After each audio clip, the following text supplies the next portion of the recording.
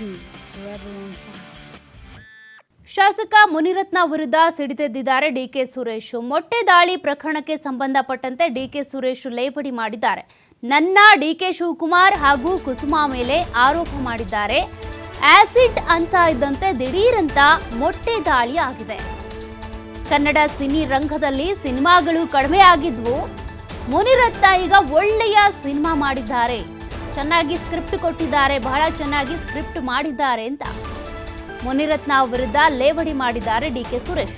ಆಸ್ಪತ್ರೆಗೆ ಹೋಗಿ CT scan ಮಾಡೋದಕ್ಕೆ ಹೇಳಿದ್ದಾರೆ. ಪ್ರಕರಣದ ಬಗ್ಗೆ ಸಿಬಿಐ ತನಿಖೆ ಆಗಲಿ, ಮಾಜಿ ಸಂಸದ ಡಿಕೆ ಸುರೇಶ್ ಅವರ ಒತ್ತಾಯ ಇದು.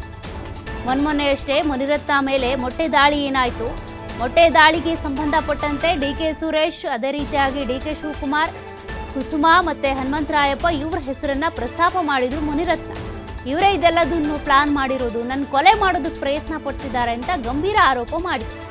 ಈಗ ಡಿಕೆ ಸುರೇಶ್ ಅವರು ಪ್ರತಿಕ್ರಿಯೆ ಕೊಟ್ಟಿದ್ದಾರೆ. ಇದೆಲ್ಲವೂ ಕೂಡ ಸ್ಕ್ರಿಪ್ಟೆಡ್, ಒಳ್ಳೆ ಸಿನಿಮಾ ಮಾಡೋದಕ್ಕೆ ಹೋಗಿದ್ದಾರೆ ಮುನಿರತ್ನ ಅಂತ ಲೇವಡಿ ಮಾಡಿದ್ದಾರೆ. ಅಂತ ಇದ್ದೀರಿ, ಒಳ್ಳೊಳ್ಳೆ ಸಿನಿಮಾಗಳು ಬರ್ತಾ ಇದೆ. ಒಂದು ಕಡೆ ತಮಿಳ್ನಾಡಲ್ಲಿ ಒಂದು ಚಾಟಿ ಐಟಮ್ ಸಿನಿಮಾ ಬರ್ತಾ ಇದೆ, ಇಲ್ಲೊಂದು ಕಡೆ ಆಸಿಡ್ ಮೊಟ್ಟೆ ಏನು ಹೆಸರಿಟ್ಟರು ಚೆನ್ನಾಗಿರುತ್ತೆ ರೀ, ಮೊಟ್ಟೆ ಆಸಿಡ್ ಅಂತಾನೆ, ಆಸಿಡ್ ಮೊಟ್ಟೆ ಅಂತಾನೆ, ಏನಂತ ಕೊಡ್ತೀರಾ ಟೈಟ್ಲು. ಈಗ ಇನ್ನು BJP ಮೇಲೆ ಸ್ವಲ್ಪ ಎಕ್ಸ್ಟ್ರಾ ಐಡಿಯಾಸ್ ಎಲ್ಲ ಬಂದ್ಬಿಟ್ಟಿದೆ. ಯಾರಿಗೆ ಬರೋದು ಅದೆಲ್ಲ ಆಸಿಡ್ನ ಮೊಟ್ಟೆ ಒಳಗೆ ಹಾಕಬೇಕು ಅನ್ನೋದು ಸಿನಿಮಾದವ್ರಿಗೇ ಬರೋದು, ಹೆಂಗೆ ತೋರಿಸ್ಬೇಕು ಅಂತ. ಗ್ರಾಫಿಕ್ಸ್ ಡಿಸೈಡ್ ಮೊಟ್ಟೆ ಒಳಗೆ ತೋರಿಸೋದು, ಆಮೇಲೆ CT ಸ್ಕ್ಯಾನ್ ಮಾಡೋದು, ಕೂದಲೆಲ್ಲ ಸುಟ್ಟೋಗಿರೋದು, ನೆಕ್ಸ್ಟ್ ಡೇ ವಿಗ್ ಹಾಕೊಳ್ಳೋದು. ಆಸಿಡ್ ದಾಳಿ ಆದ ತಕ್ಷಣ ಕೂದಲೆಲ್ಲ ಸುಟ್ಟೋಗೈತೆ, ಒಬ್ಬರು ಹೋಗಿ CT ಸ್ಕ್ಯಾನ್ ಮಾಡ್ತಾರೆ, ಇನ್ನು ಮಾರನೆಗೆ ಇನ್ನೊಬ್ರು ಹೋಗಿ ವಿಗ್ ಎತ್ಕೊಂಡೋಗಿ ಕೊಡ್ತಾರೆ. ಆ ವಿಗ್ ಹಾಕ್ಕೊಂಡು ನಿಮ್ಮ ಮುಂದೆ ಬಂದರು. ಎಷ್ಟು ಚೆನ್ನಾಗಿದೆ. ಸಿನಿಮಾಗಳಿಲ್ಲ ಅಂತ ಇದ್ದೀರಿ, ಒಳ್ಳೊಳ್ಳೆ ಸಿನಿಮಾಗಳು ಬರ್ತಾ ಇದೆ. ಒಂದು ಕಡೆ ತಮಿಳ್ನಾಡಲ್ಲಿ ಒಂದು ಚಾಟಿ ಐಟಮ್ ಸಿನಿಮಾ ಬರ್ತಾ ಇದೆ, ಇಲ್ಲೊಂದು ಕಡೆ ಆಸಿಡ್ ಮೊಟ್ಟೆ ಏನು ಹೆಸರಿಟ್ಟರು ಚೆನ್ನಾಗಿರುತ್ತೆ ರೀ, ಮೊಟ್ಟೆ ಆಸಿಡ್ ಅಂತಾನೆ, ಆಸಿಡ್ ಮೊಟ್ಟೆ ಅಂತಾನೆ, ಏನಂತ ಕೊಡ್ತೀರಾ ಟೈಟ್ಲು.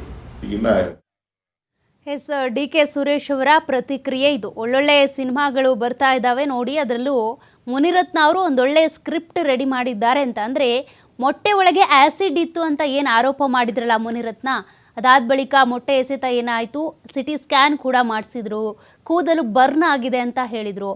ವೈದ್ಯರು ಕೂಡ ಪರೀಕ್ಷಿಸಿದ ಸಂದರ್ಭದಲ್ಲಿ ಡಾಕ್ಟರ್ ಮಂಜುನಾಥ್ ಅವರು ಅದನ್ನೇ ಹೇಳಿದ್ರಲ್ವ. ಹಾಗಾಗಿ ಈಗ ಮುನಿರತ್ನ ಅವರು ಇದೆಲ್ಲದನ್ನು ಕೂಡ ಸಿನಿಮಾ ರೀತಿಯಾಗಿ ಮಾಡಿದ್ದಾರೆ. ಏಕೆಂದರೆ ಅವರು ಸಿನಿಮಾಗಳನ್ನ ಮಾಡ್ತಾ ಇದ್ರು, ಅದೇ ರೀತಿಯಾಗಿ ಇದನ್ನು ಕೂಡ ಅವ್ರ ಜೀವನದಲ್ಲೂ ಹೀಗೆ ಬರ್ಕೊಂಡಿದ್ದಾರೆ. ಸಿನಿಮಾಗಳು ಇಲ್ಲ ಅಂತಿದ್ರಲ್ಲ ನೀವು, ನೋಡಿ ಒಂದು ಒಳ್ಳೆ ಸಿನಿಮಾ ಇದು. ಈ ಥರ ಮೊಟ್ಟೆ ಒಳಗೆ ಆ್ಯಸಿಡ್ ಹಾಕಬೇಕು ಅನ್ನುವಂಥದ್ದೆಲ್ಲ ಕೂಡ ಸಿನಿಮಾ ಮಾಡೋರಿಗೆ ಅಲ್ವಾ ಬರೋದು. ಒಳ್ಳೆ ರೀತಿಯಾಗಿ ಸ್ಕ್ರಿಪ್ಟ್ ಬರೆದಿದ್ದಾರೆ ಅಷ್ಟೇ.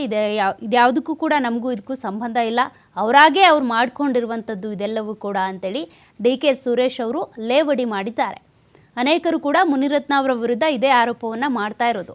ಯಾಕೆಂದರೆ ಈಗಾಗಲೇ ಅವರ ವಿರುದ್ಧ ಅನೇಕ ಕೇಸ್ಗಳಿರೋದು, ಜಾತಿ ನಿಂದನೆ, ಅತ್ಯಾಚಾರ, ಭ್ರಷ್ಟಾಚಾರ ಹಾಗೂ ಕೊಲೆ ಬೆದರಿಕೆ ಹಾಕಿದ್ದಾರೆ ಅನ್ನುವಂಥ ಕೇಸ್ಗಳು.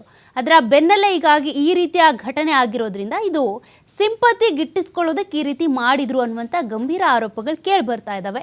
ಅದರ ಬೆನ್ನಲ್ಲೇ ಈಗ ಡಿಕೆ ಸುರೇಶ್ ಅವರು ಕೂಡ ಅದೇ ದಾಟಿಯಲ್ಲಿ ಲೇವಡಿ ಮಾಡಿದ್ದಾರೆ.